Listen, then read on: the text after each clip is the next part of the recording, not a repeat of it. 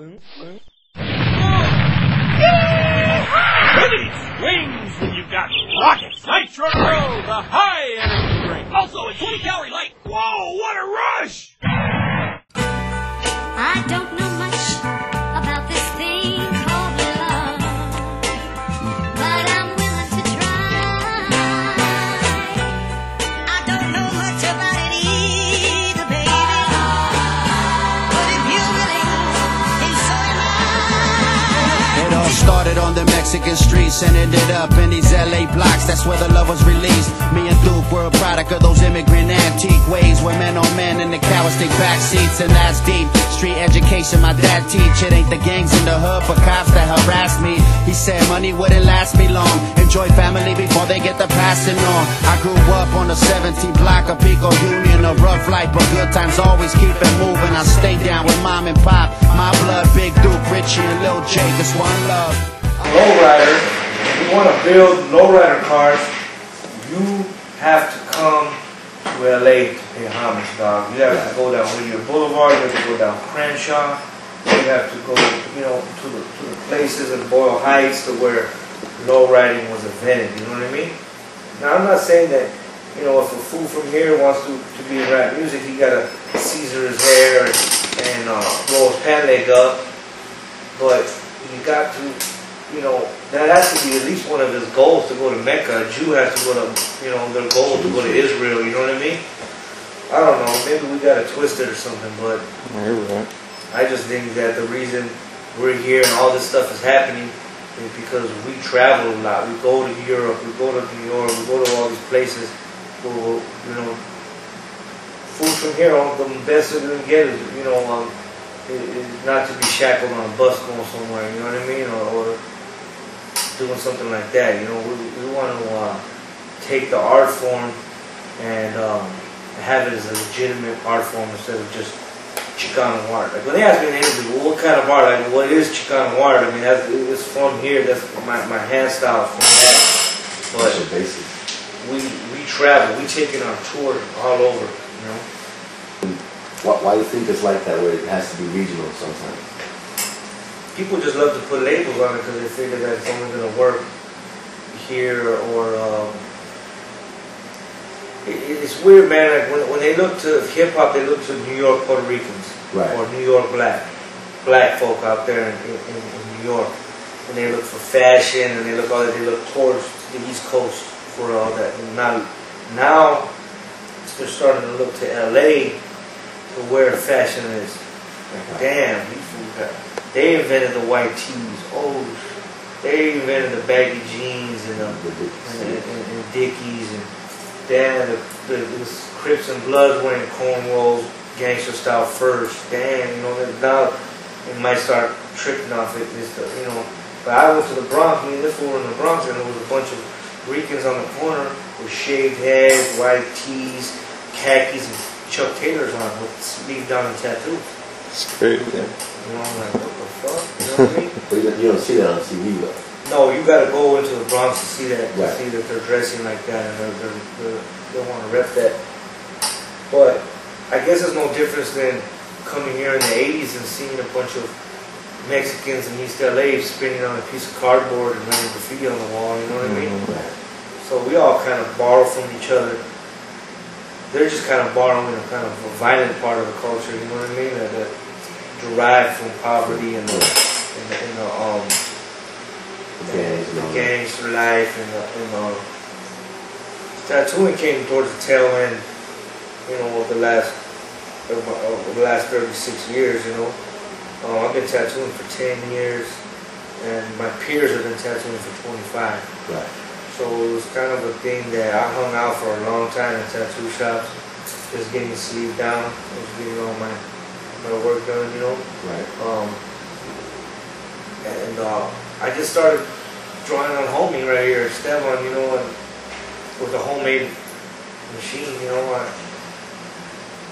I grew up seeing the homies with tags and it was done real rough, you know what I mean? Hand fold with staples, and I'm like, damn, I'm so picky about art, man, and I'm so crazy about that. I don't want any bad tattoos on me, So I stayed away from it until you know I got older. But once I started getting into the real machines and learning about tattoo machines, I got into it a lot. Okay. So it was something that you can't go to the tattoo college, and it's not good to just start making it up in your garage, practicing on the homies, you know what I mean? Right. Creating bad habits. And, I mean, we all start that way, but I was blessed enough to where I knew fools that worked in tattoo shops. Yeah. And I would, you know, I was already a professional artist.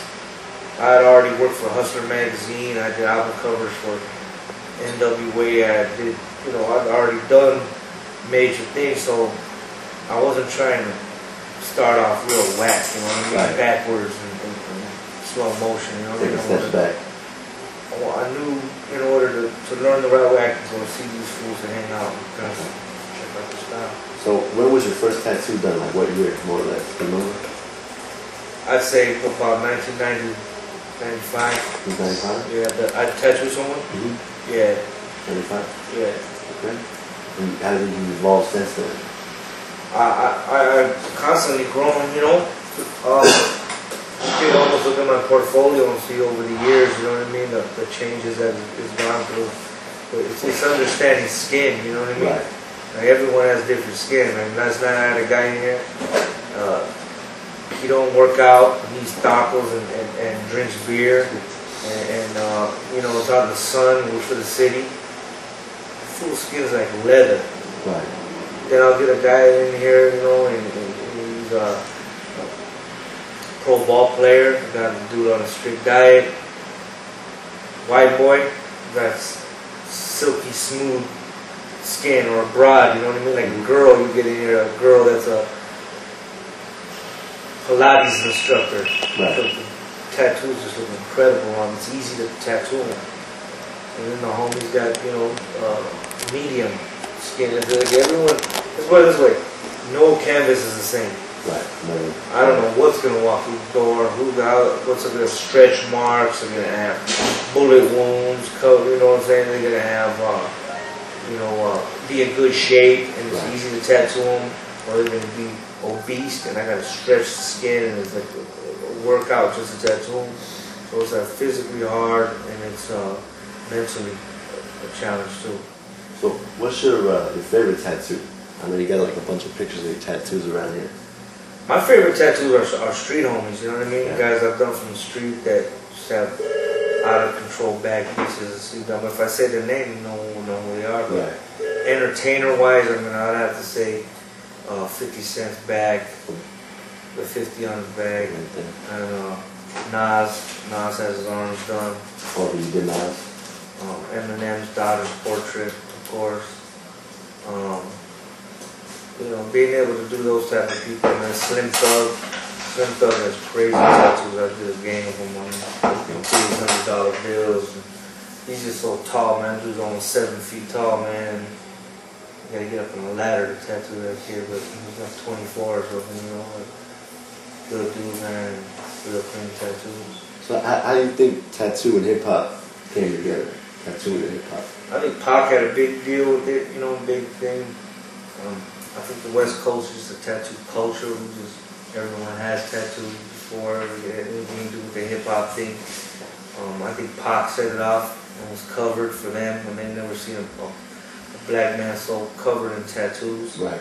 And I think that if he was still alive, he'd be with a full back piece, sleeves, and all that stuff. And I think that first people started imitating his tattoos. Right. They started putting his belly tattoos, and that's from down here. You know what I mean?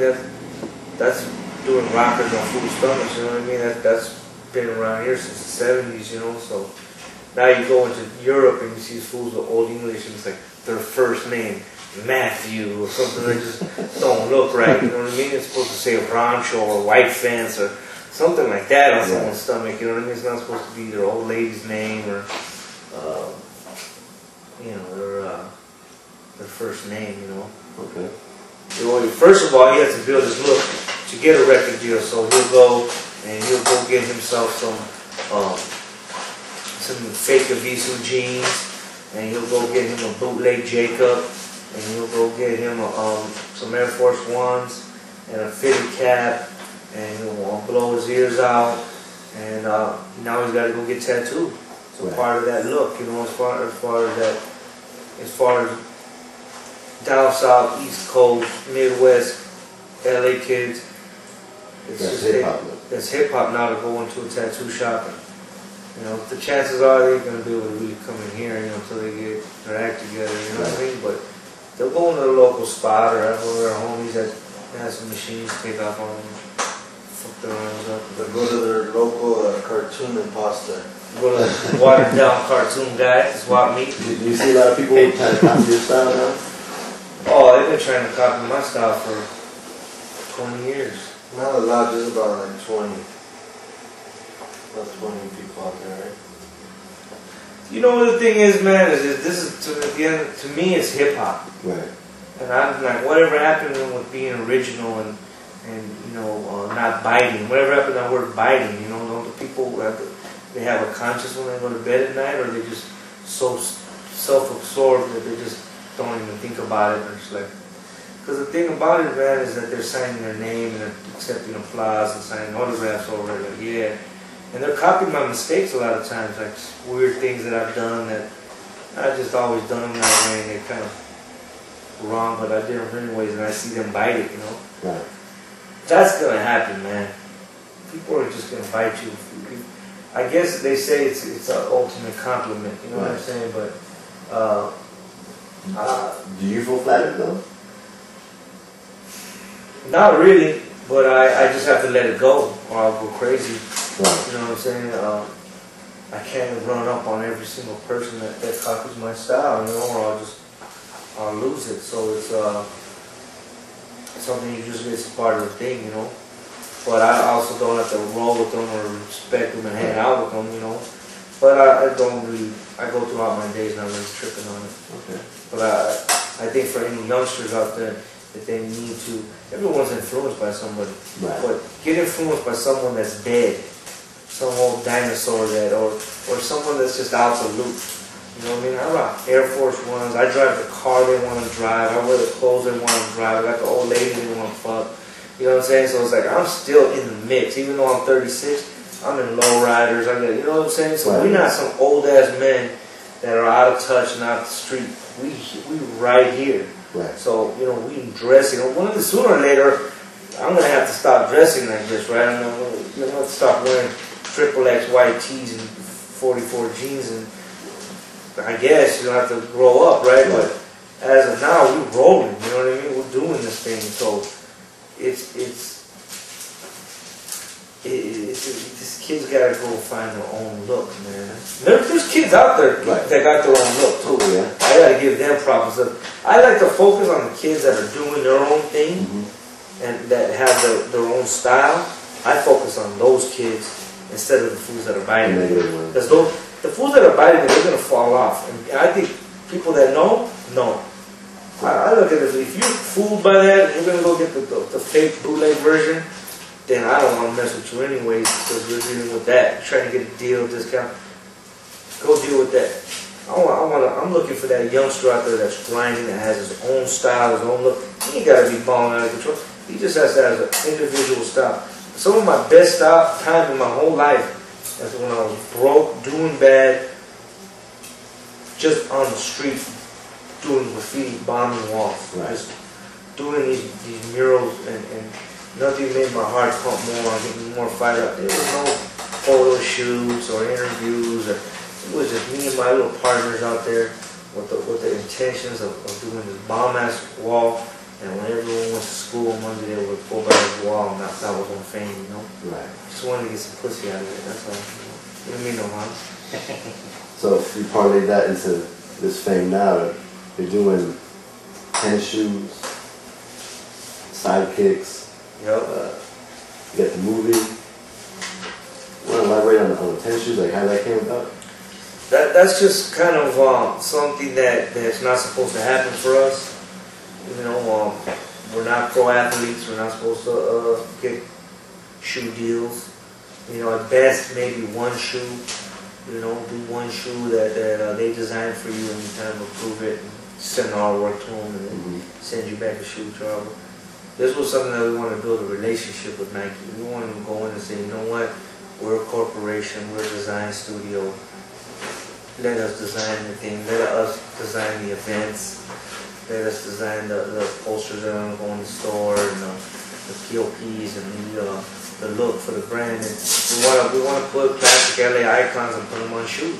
Right. You know, and do it in a way that 10 years from now, I'm not going to look back and go, oh man, you know, I wouldn't wear that. You know, it's got to be something real traditional, real clean. But it was a long process, man. It took about 1.5 years to even get to do the deal. You know? So from there, once we did it, our sole focus was to throw events. And half the events we were going to throw were going to be parties for our friends, our family, our potential clients, to invite them to, and for the tastemakers.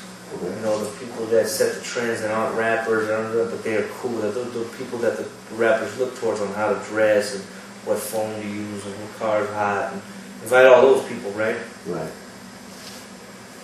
Then we said, you know what? We need the other half of this whole gig is to bring in kids. We need to go to youth authorities, we need to go to treatment facilities, recovery homes, and we need to go to high schools. And we need to pull these kids out. We need to sit them in this.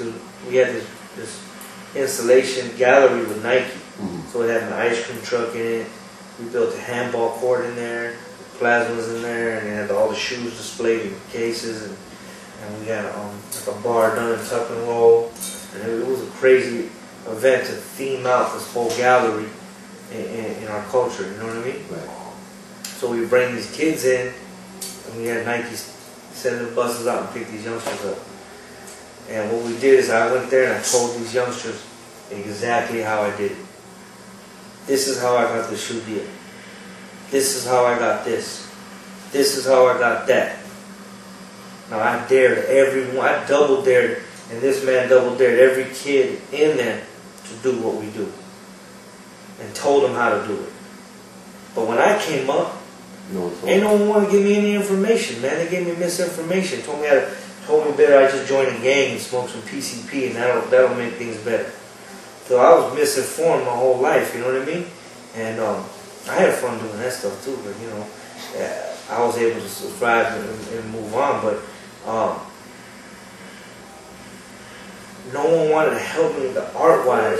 Right. They thought it was, you know what it was, is that the older guys, it was so difficult for them to learn anything that why were they going to just give it away to me? You know? And I understand that thinking, but my thing is that all this stuff is just a mirage anyways. Ain't none of this stuff mean nothing. Right. How much stuff you can accumulate in life, how many cars you can get, how many shoes you can collect. Tomorrow. The only thing that makes us feel good is working with kids. Right. That's really what brings us me true satisfaction. Because man, I get a new whip. That's cool. That's great. In a year, I lose focus on that. I don't want it no more. So you mentioned a lot of kids then, and you go to a lot of high school, college, exactly. Junior highs, elementary schools. I want to give these kids a choice, man. Because you know what? I feel that it's a blessing that we're even here, though. Right. Ain't nobody comfortable with all this stuff. Ain't nobody like, oh yeah, you know, 50. I'm blown away every time something happens, dog. We do a phone, I'm amazed, dog. That I'm in shock that this is our device. You know what I'm saying? Right. This isn't supposed to happen. We're not supposed to do this. You know, so it's the thing is though, we're worthy of it. You know what I'm saying? We're definitely worthy of it, but I still get blown away. And it's going to be a long time before we get used to it. Right. You know, so. And at the end of the day, we got to go to work. We got kids to feed, dog. You know what I'm saying? So it's all that. There's no mentality around here that fools have made it, and it's, you know, we're better than anybody or nothing. We got a business, and it's also private. Right. I don't feel the need that, and Stefan doesn't feel the need to have a big old neon sign out in the front. We could be on Sunset Boulevard, Right. you know, and blast it out, and maybe that'd be cool. But we just got something we want to be down here, man. You know, A little more intimate. we want to be more in the hood and more in the city. You know, in private. I just want to work with my friends. You know what I'm saying? Yeah. Friend brings another friend, word of mouth. Okay. So this is not an open door rule here. No one just can walk in and get a tattoo. Not off the street, no. Right. No, they got to go through a waiting list, and they got to send a deposit in first. Any old school tattoos like that. Right. I don't know about sending a deposit. I don't think people are like that, but my thing is that people are flakes. If they're anything like I was, smoking weed, showing up, you know, whenever, they're just gonna flake out on me. Right. So when I get them to send a deposit, they usually show up. Yeah. About 90% of the time. Some people just flake on that even, but at least they send a deposit, covers the phone calls, and I just missed out. Now I just missed my appointment, so you know, you gotta this is at the end of the day there's a corporation right here, so we gotta run it like a corporation. How would somebody go by making an appointment to get? They can go to the website, MrCartoon.com, and the whole instructions are on there, how they do it, where they send a deposit to, send it to a P.O. box. Right. Otherwise, we got our address on there, man. I got looky-loos all day long that want to come over and see the car show, you know what I'm saying? Right. Like, we won't get nothing done. How did Joker start? What? We just, I wanted a line that, I didn't see anything that was clean and sporty, that reflected our lifestyle. Right. At that time, you gotta remember, it was cross colors, and, you know, we couldn't wear that, you know what I mean? It was just too crazy. And the whole clothing revolution was just changing. And prior to that, we just had to buy 4 to 6 Levi's and you know, wear that type of stuff. And there was no clothes that reflected the lifestyle, the culture. So that's what we wanted to do. And at that time, it was a lot of like graffiti clothes. Right. It was like 187 Huda and Sucker and all this. I don't know if you remember any of those clothing lines, but they were happening at the time. But I wanted to make something a little cleaner. That just wasn't a t-shirt line, and I wanted to go towards something that looked like Carhartt or a Champion style look. So that's how it started. That's what the Joker was pretty much the name that was invented to reflect the clown, you know, the clown character. And I wanted a name that wasn't offensive, you know what I mean? Because I had other companies that just crazy names, wanted to shock people. Right. You just hit walls with that stuff, you know what I mean? With stores. Like, you go to fashion school, man, you know what I mean? I started off airbrushing t-shirts, SWAT, like a rhodium SWAT in Gardena in 1988. Right. That's how I started. So I didn't even know I was a clothing designer. I was just airbrushing t-shirts trying to get some dough. I would start going to the car shows and airbrush t-shirts. And then I seen other people started illustrating stuff. And then I seen this fool named Risk from Third Rail Clothing. I seen him doing hoodies with these applique embroidered tags on it. Right. And it had a little label hanging, like a hang tag. And I was like, man, hell no, if that fool can do it, I know I can do it, man, you know? Because he isn't born with no extra arm or nothing, you know? So that's what gave me the motivation to do it. Is I seen someone else do it that was like me. But I just wanted a different look, you know, not a graffiti look, but more of a classic LA look. Okay. So now, you know, we got a distributor in Germany, a distributor in Japan. The Germany distributor handles all of Europe, so our stuff goes to Italy, goes to Milan, it goes to Spain, it goes to London, it goes to Amsterdam, everywhere out there. So I'm sure Joker does well in Japan. It does well in Japan and better in Europe. Oh, believe it or not. I mean, we're a Southern California brand, so we do real good in Southern California with the warehouse shoe sales, WSS shoes. So they do real good for us. Like, you go through the hood and some kids wearing Joker. And I know a lot of that has to do with the WSS stores where a lot of kids shop, you know. But we go to the Magic Show and we got this huge booth with our lowrider in it. It looks like a hydraulic shop. And, you know, like Joker's really starting to step up now. Like we're really getting clean with our denims and simplifying and not huge logos on baseball jerseys no more. That's kind of where we were at. And they were perfect for that time, you know. Right. We had like one football jersey, you know, it's like a clean Raiders jersey. We go more towards that clean look. So it's definitely growing, you know, maturing and it's great, man. I love it. There's a website for that? Yeah, jokerbrand.com. Okay. So you guys ship from the website all over the Yeah, world? there's a store on there so kids can see this in their Ohio or something and they don't have a store around there, they can order it online. The Sidekick, they can go to tmobile.com and order it from there. The shoes? The shoes, they could go to WSS, warehouseshoesales.com, and go check them out there. eBay is really the place you're going to find them now because they sell out in one day. Yeah. Out of every location in Southern California. So it's crazy, you know, that support like that, man, on the street, you know. Right. You got a movie coming out, right? Yeah. What's up with that? We did a documentary to capture our lifestyle because no one really gave us opportunity to do a movie. No one's just going to give you a couple $1 million, $20 million to go do your first movie, right? Right. So we're like, cool, we'll just make a documentary on our own stuff. You know, fuck them, they can't take a joke, you know what I mean? So we just did it, started shopping it, we shopped it for 3 years. And finally we ended up connecting with Brian Grazer, the producer, executive producer of 8 Mile, and Beautiful Mind, and Ransom, crazy movie, you know, Flight Plan. Okay. So we ended up doing a deal with them. It's a 3-picture deal with Universal and Imagine Entertainment. Imagine is with Ron Howard. And it's going to be major motion picture, guys. It's going to be a real deal, big box office. So what other movies are you guys going to be doing, or you haven't decided developing it? Right now we focus on this one. You know, we got to put this first one out and that'll set the pace for the other 2. Right. They're going to be street movies. You know, they're going to be movies that, if this movie ain't going to be the Latin 8 Mile either, you know, it's going to be its own thing that's going to really come from a different angle that they're not expecting. Is that Stallone directing it? Stallone's directing it.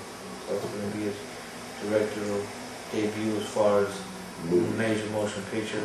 He's done 30 music videos.